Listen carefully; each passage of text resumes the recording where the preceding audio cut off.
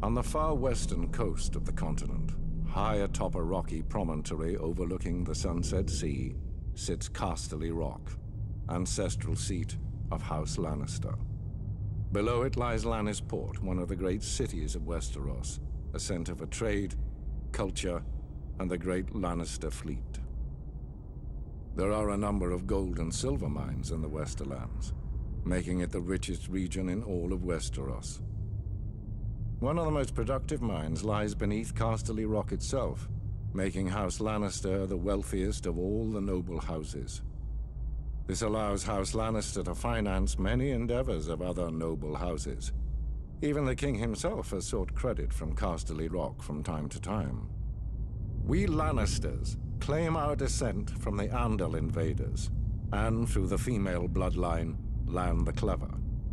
According to the legend, Lann, using only his wits, won Casterly Rock from the noble House of Casterly during the Age of Heroes.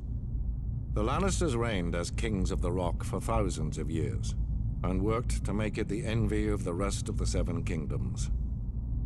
Our time as kings ended, however, when Aegon Targaryen, otherwise known as Aegon the Conqueror, arrived in Westeros with his army. The last king of the Rock, King Loren Lannister, joined forces with King Mern Gardener, the king of the Reach. Together, with 60,000 men, they met the Targaryen host in open battle. History tells us that Aegon unleashed all 3 of his dragons, slaughtering 4,000 men at what came to be known as the Field of Fire. King Mern himself was burned alive that day, and House Gardener turned to ash with him.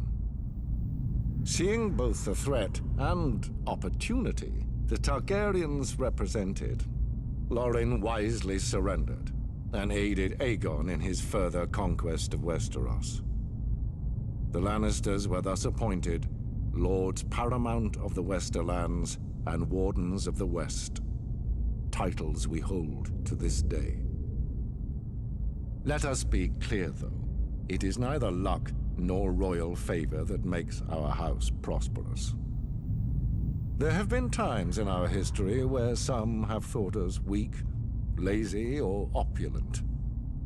My father, Titus Lannister, nearly bankrupted our house with his poor investments, and allowed himself to be mocked openly at court. When our vassal, the Rains of Castamere, dared to rise up against the Lannisters, they learned how dangerous it can be to taunt a lion. I, Tywin Lannister, led the assault on Castamere to put down this rebellion. I made an example of them, to anyone who doubts our might. They even made a quaint song about the fates of the Rains of Castamere. Sadly, there are no Rains left to hear it.